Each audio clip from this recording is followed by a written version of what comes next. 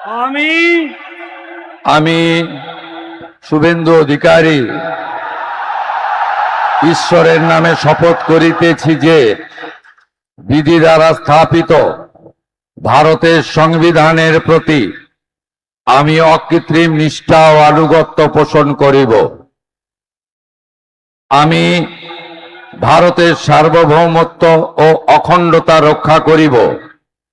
পশ্চিমবঙ্গ রাজ্যের মুখ্যমন্ত্রী রূপে আমার কর্তব্যসমূহ নিষ্ঠাপূর্বক এবং বিবেকসম্মতভাবে নির্বাহ করিব এবং ভয় বা পক্ষপাত, প্রীতি বা বিদ্বেষ রহিত হইয়া সকল শ্রেণীর জনগণের প্রতি সংবিধান ও বিধি অনুসারে ন্যায় আচরণ করিব।